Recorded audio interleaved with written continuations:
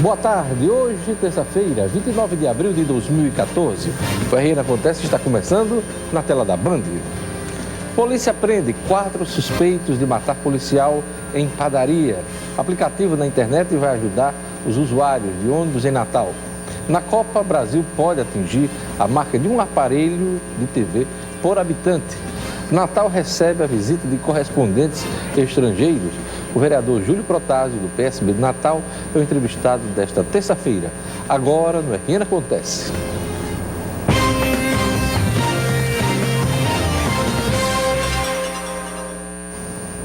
Quatro homens foram presos e um adolescente apreendido, acusados de participação na morte do policial civil Ilfran André Tavares de Araújo. A Polícia Civil do Rio Grande do Norte divulgou na manhã desta terça o nome dos 4 participantes do assassinato do policial civil Ilfran André Tavares, de 51 anos, na noite do último domingo em uma padaria no bairro de Petrópolis, na Zona Leste. De acordo com a delegada responsável pelo inquérito, Rossana Pinheiro, os 4 homens foram presos e confessaram o crime. São eles: Glaucio Herculano Fonseca, Marcelo Plado Correia, Tiago Jerônimo Pinheiro e Alessandro Wallace de Freitas Procópio.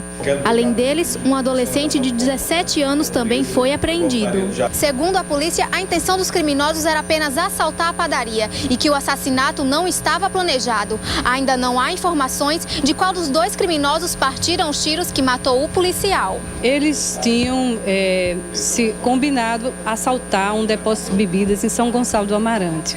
Chegando lá, inclusive essa versão, ela foi confirmada pela namorada de um deles. Chegaram, o depósito de bebidas estava fechado e resolveram sair aventurando para assaltar o estabelecimento que fosse mais fácil, que estivesse mais propício ao assalto. E ao passar naquela rua, eles viram e escolheram aleatoriamente a padaria para fazer o assalto. Imagens do circuito interno de segurança da padaria mostra Ilfran de Araújo acompanhado de sua irmã quando 2 homens entraram no estabelecimento e anunciaram o assalto. Um deles, Glaucio, ficou no caixa, enquanto o adolescente foi para o interior da loja rendendo a irmã do policial.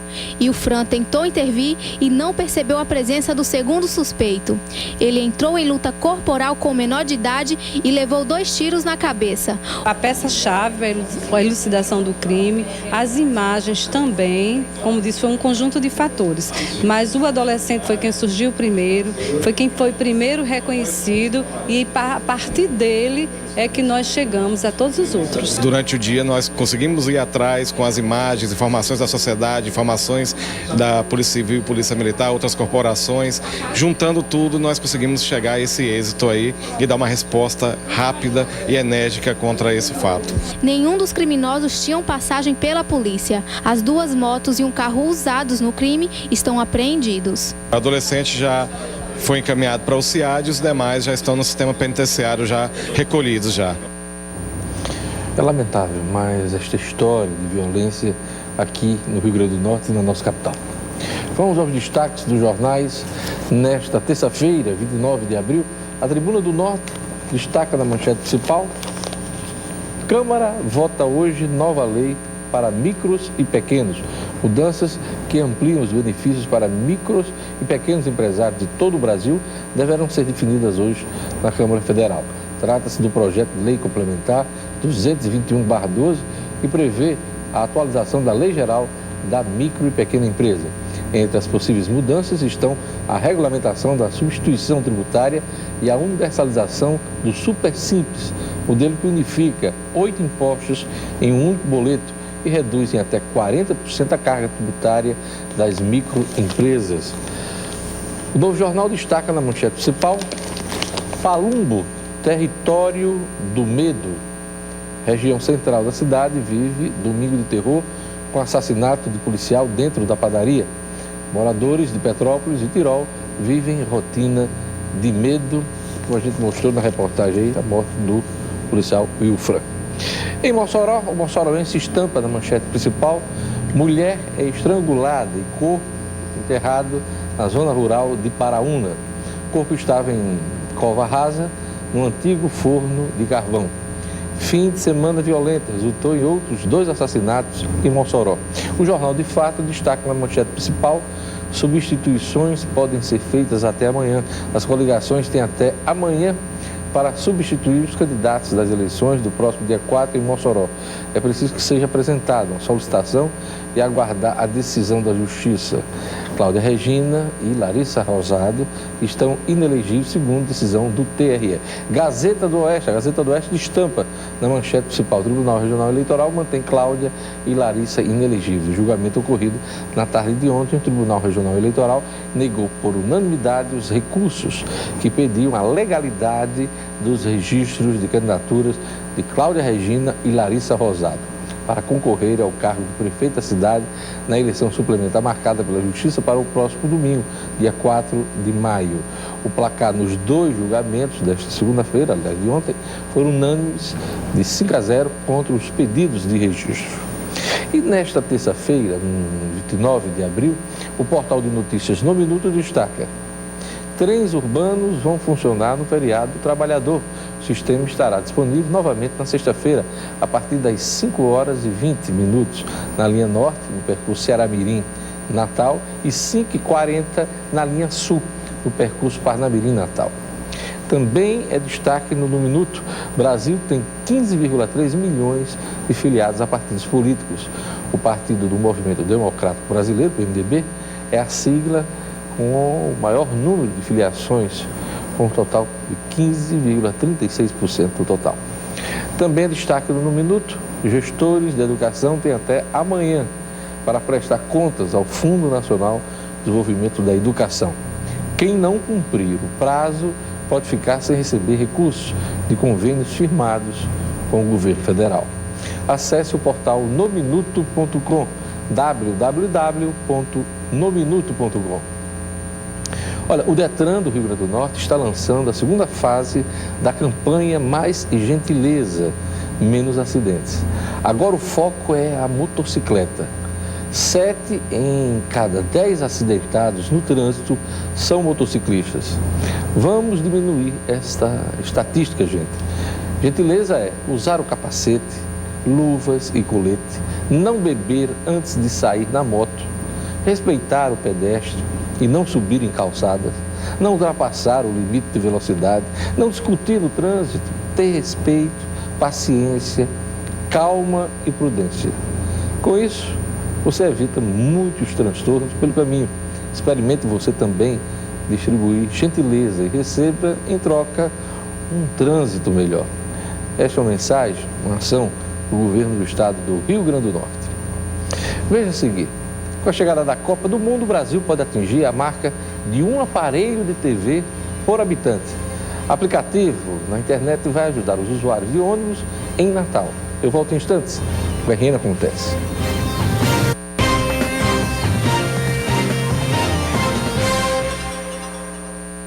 Com a chegada da Copa do Mundo, o Brasil pode atingir a marca de um aparelho de TV por habitante.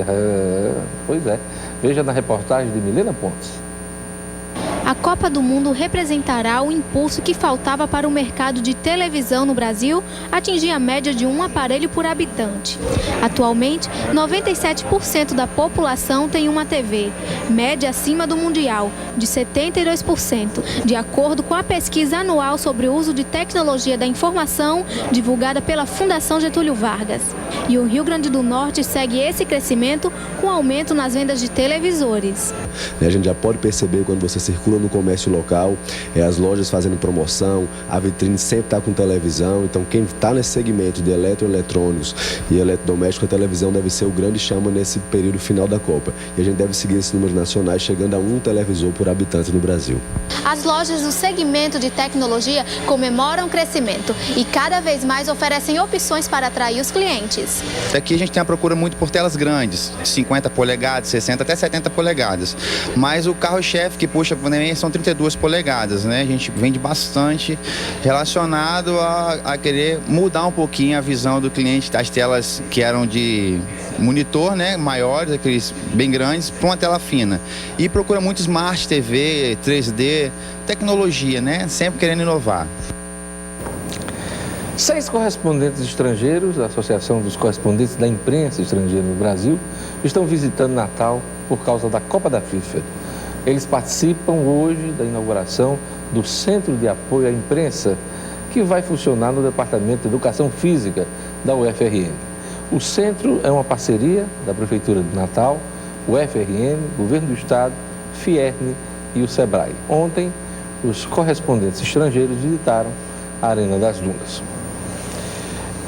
Olha, a semana começou com a notícia de inovação de improbidade administrativa contra a governadora Rosalba Ciarline, apresentada pelo Ministério Público Estadual, como eu comentei ontem.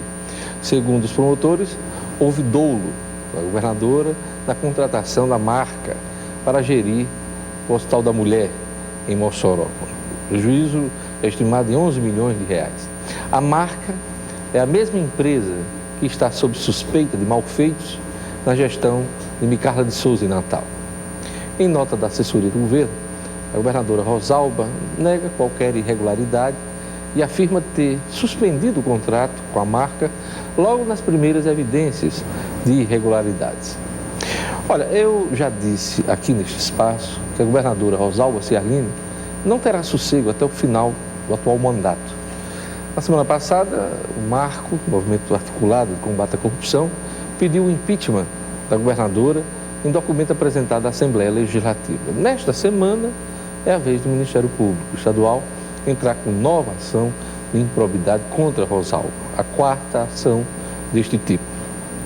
Rosalba já foi 2 vezes cassada pelo TRE, o Tribunal Regional Eleitoral, e pior, foi abandonada pela classe política. Todos os líderes que subiram no palanque dela foram cantar noutra freguesia, entre os quais o presidente do partido dela, o senador José Agripino Maia, hoje um liderado do deputado Henrique Eduardo Alves, do PMDB. Para não acabar como Micarla de Souza, de tenebrosa memória, a governadora só tem uma coisa a fazer: anunciar, de uma vez por todas, que não será candidata à reeleição e chamar os representantes das principais instituições do Estado para promover um pacto em favor da governabilidade nos meses que faltam do seu mandato. O problema de Rosalba não é financeiro. O problema da governadora, neste momento, é de representação. Para muitos setores do Estado, ela não governa. Muitos destes setores não se sentem representados por Rosalba. Com tantas ações na justiça, cassações e pedidos de impeachment contra Rosalba, o povo do Rio Grande do Norte se vê estacionado numa encruzilhada institucional. Ninguém sabe aonde ir. Quem conhece a Rosalba sabe que ela assumiu o governo com a melhor das intenções. Ela foi prefeita de Mossoró em 3 oportunidades e tem a imagem de boa gestora em Mossoró. Ela acredita no que faz. E seu principal desafio no governo, foi recuperar a capacidade de crédito do Estado do Rio Grande do Norte, que estava perdida no final dos governos Vilma e Iberê Ferreira de Souza. A onipresença do marido, o secretário Carlos Augusto Rosado, da Casa Civil, pode ter ajudado a isolá-la do ponto de vista político, mas Rosalba Ciarline ainda tem chance de abrir o diálogo institucional para encerrar seu governo com dignidade. A palavra é esta: dignidade. Rosalba não precisa de uma candidatura à reeleição para defender as boas ações do seu governo, como tem confidenciado nos bastidores. Ela quer ser candidata para defender as obras do seu governo. E ela tem, sim, um bom conjunto de ações e obras para apresentar aos norte-riograndenses. Está aí o RN Sustentável. Rosalba precisa de tempo e apoio institucional para pôr fim ao seu governo sem sofrer ataques quase toda semana, de todos os tipos, enfrentando greves e ações na justiça. A impressão que a gente tem é que a governadora perdeu a interlocução com a sociedade e não é uma campanha política que vai restaurar o diálogo institucional. A transição para o futuro governo, seja ele de quem for, a meu ver, deve começar antes das eleições de outubro. E Rosalba Ciarline pode dar o primeiro passo nesta direção, desistindo de concorrer à reeleição e chamando todos os setores para o diálogo, pelo bem do Rio Grande do Norte. Um aplicativo na internet vai ajudar os usuários de ônibus em Natal. A ferramenta mostra o itinerário dos coletivos que circulam pela capital. Uma parceria entre a empresa americana Google e a Prefeitura do Natal, por meio da Secretaria de Mobilidade Urbana, está disponibilizando os itinerários das linhas do sistema de transporte público da capital. Hoje você pode, através do seu celular, né, o smartphone, consultar a sua linha. Que tipo de itinerário vai ser feito, né? Como também sai a tarifa e o tempo de viagem. Agora eu alerto, não está 100% concluído, estamos em fase de teste, mas é uma novidade e essa novidade nós vimos a necessidade de compartilhar com a população e com o usuário. A ferramenta está disponível gratuitamente e promete ajudar os usuários que ainda sentem dificuldades na utilização dos transportes públicos. Tudo que vem para esclarecer, né, as pessoas é útil, né? Que tem orientação, né? Tudo isso ajuda o usuário. O secretário adjunto de transporte da CEMOB explica como utilizar o aplicativo. Você pode entrar já no Google e solicitar, né? Já pode digitar o Maps, né? E vai sair já o aplicativozinho ao lado, ou então você pode ir diretamente em rotas. E vai em rotas, tem para veículos, né? Transporte público e a pé. Né, um íconezinho, e você clica lá no transporte público. E você diz a sua origem e o seu destino. No próximo bloco, eu vou entrevistar o vereador Júlio Protásio, do PSB de Natal. Eu volto em instantes, o RN Acontece.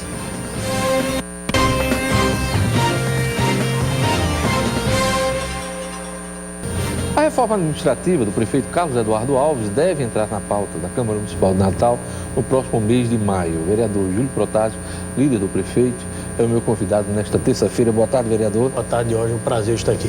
Deu para sentir o gostinho da Prefeitura de Natal? Foi o prefeito interino na sexta-feira até o domingo, né? Até segunda? Isso. Recebemos a decisão judicial com maturidade, cumprimos o nosso dever da lei orgânica, assumimos a prefeitura e tocamos aquilo que era necessário tocar até segunda-feira, mas sempre em acordo com o prefeito constitucional eleito pelo povo, Carlos Eduardo. Esse desgaste que ocorreu para a Prefeitura de Natal, o prefeito Carlos Eduardo, que viajou, passou 12 dias fora, não poderia ter sido evitado, não, vereador? Poderia. Eu acho que faltou um diálogo inicial entre o prefeito e a vice-prefeita, né, para que pudessem comunicar à Câmara disso, mas ao entendimento, o prefeito o fez numa linha de entendimento que era amparado pela lei orgânica e pela Constituição Federal. A Constituição Federal dizendo que, no seu artigo 83, que o prefeito só precisava pedir autorização à Câmara uma viagem internacional acima de 15 dias. E a lei orgânica 30. O prefeito subentendeu que, por isso, não era necessário passar à Prefeitura. A Justiça pensou diferente, né? O juiz de primeiro grau da Fazenda Pública, doutor Luiz Alberto, disse que era necessário passar. E foi isso que aconteceu. Se trata de uma viagem internacional, de certa forma, a Prefeitura ficou sem comando. E tem uma vice, tem seus substitutos de acordo com a lei, de acordo com a hierarquia da lei. Né? Para evitar isso, Jorge, a mesa diretora vai regulamentar, agora, esta semana já vai entrar, regulamentando exatamente isso. A partir de agora, para ficar claro na lei qual é a regra. Então, se o prefeito de Natal se ausentar de Natal para exterior, vai passar. Obrigatoriamente. Se for para Brasília, tem que passar. Então, isso tudo será colocado de forma clara para que a regra do jogo seja estabelecida. Claro, até porque é eleito um vice e também existe a hierarquia de substituição dentro do âmbito da Câmara Municipal. É preciso que seja cumprido. Mas esta crise... Passou, o prefeito está trabalhando. Está trabalhando, já voltou na segunda-feira. Já voltou na segunda-feira. Reforma administrativa, tudo previsto agora para discussão agora em maio, né? Isso. Amanhã nós temos um debate com a oposição na Câmara. A oposição vai fazer um requerimento pedindo para travar a reforma administrativa até que o prefeito consiga terminar a greve dos servidores efetivos. Então isso vai ser um entrave que a gente precisa vencer. Vencendo isso, nós queremos votar a reforma agora na primeira semana de maio. Mas qual é a sua opinião sobre esse entendimento da oposição? Dá para votar uma reforma com servidores em greve? Veja só, a oposição ela está fazendo um link entre o salário do servidor efetivo e o salário do servidor comissionado, que está, entre outras medidas, está melhorando na reforma administrativa. O que acontece? Vamos falar de servidor comissionado. Eles estão há 15 anos sem aumento. 15 anos? 15 anos. Então, o último aumento quem deu foi a ex-prefeita Vilma de Faria. Então, de lá para cá, foram 15 anos sem aumento para comissionado. A inflação no período de hoje foi 158% pelo IPCA. Perfeito. O que aconteceu com o servidor efetivo do mesmo período, de Vilma para agora? O que aconteceu? Tem carreiras que ganhou 400% de aumento, 600%, 300%, a menor que ganhou foi 300% E Carla de Souza, na gestão passada, implantou um plano de salário. Um ganho significativo. E houve um ganho significativo. Então, nós entendemos do governo que esse link está errado.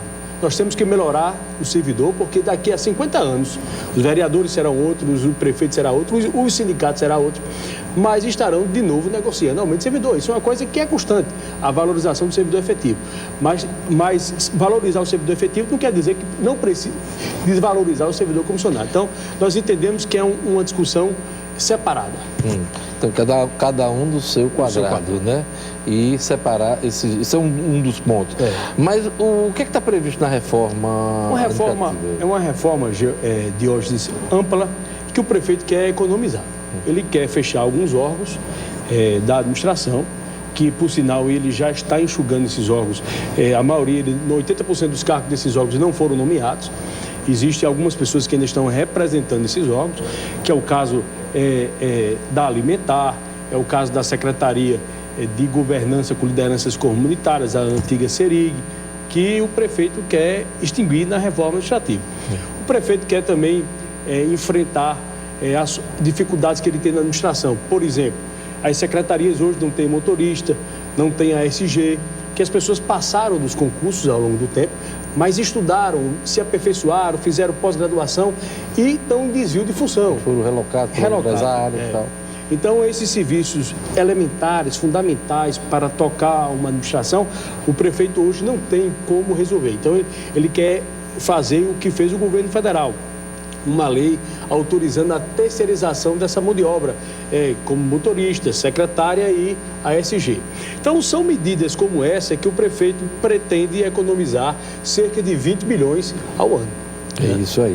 Me diga uma coisa, e há projetos de lei, mas também há mudanças na lei orgânica. Isso. O que é que está previsto para mudar na lei orgânica para poder efetivar a reforma? Aí está um exemplo, terceirizados, tem que ter autorização da lei orgânica.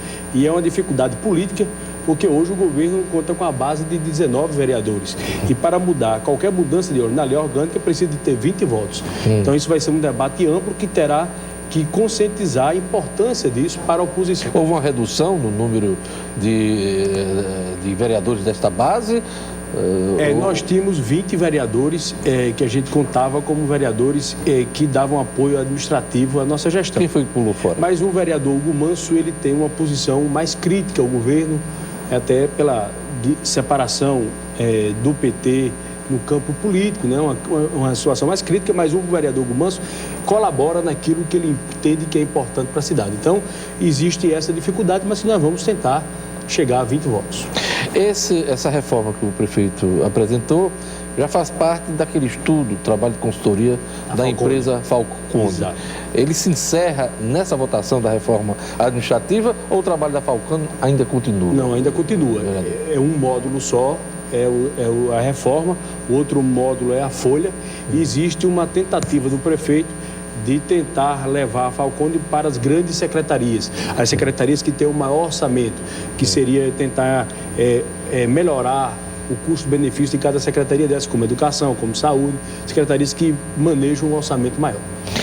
E transporte coletivo, como é que estão os projetos? São vários projetos, tem a questão da bilhetagem, tem a discussão também da regulamentação e da gratuidade para os alunos da rede municipal. Passe livre, né? E a licitação total.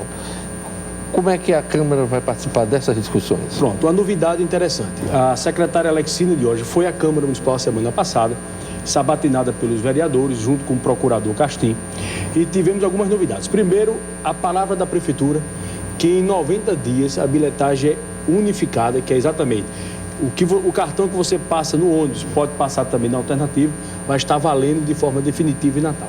Isso é uma notícia importante. Isso neutraliza a SEI da habilitagem que já foi aprovada? Não digo neutraliza, mas eu acho que o objetivo da SEI é descobrir por que demora e implantar, forçar politicamente a prefeitura a implantar. Mas esvazia um pouco. Se tem uma data já tem uma data para encerrar esse processo. Eles vão ficar na fiscalização de que essa data vai ocorrer e descobrir por que demorou tanto, quem foi o culpado dessa demora. O atraso do decreto do prefeito de fevereiro. A prefeitura diz que o culpado é o Seturno e o Citoparno. O Citoparno diz que é o Seturno diz que é o Citoparno. Então, acho que a SEI vai tentar encontrar quem é o... A SEI já começa com essa perspectiva. De encontrar quem é o culpado. Perfeito. Passe livre. A Amanda Gugel, a vereadora Amanda, fez um projeto amplo e restrito, muito custoso. A prefeitura vetou e enviou um novo projeto. Nesse projeto, houve uma emenda do vereador Santo Pimentel que desconfigurou o projeto. Era um projeto de caráter pedagógico. O aluno tem passe livre garantido para ir para a escola, voltar da escola para casa e também para atividades culturais e esportivas. O vereador colocou emenda que poderia ser feita a qualquer momento e a qualquer tempo. O prefeito disse que não tem condições de pagar. Descaracterizou o projeto. Voltou para a dificuldade da prefeitura. A prefeitura vetou e enviou um outro projeto que vai ser hoje... E por último, a licitação. Licitação de transporte. Essa novidade também foi a Alexina que trouxe, Diógenes. A Alexina colocou que a prefeitura quer que a Câmara autorize a licitação. Se lembra que a Câmara devolveu o projeto para a prefeitura? Foi. A prefeitura fez as audiências públicas, só que o Tribunal de Justiça tinha dito... Tem um entendimento que a prefeitura mesmo pode resolver isso sem passar pela Câmara. Mas Caixinha disse que vai mandar para a Câmara, então já me comprometi com ele de pautar essa votação da licitação para amanhã, se o projeto da prefeitura se encontrar na Câmara Municipal do Natal. É isso aí. Eu queria agradecer a presença de Júlio Protásio, do PSB, líder do prefeito na Câmara Municipal do Natal. Obrigado, Júlio. Muito obrigado pela presença pela aqui no oportunidade, pelo debate da cidade. O RN Acontece vai ficando por aqui. Assista a reprise do programa logo mais no portal No Minuto. Você vai ficar agora com o Boa Tarde Cidadão, do Robson Carvalho. Obrigado pela audiência. Até amanhã, aqui na Band.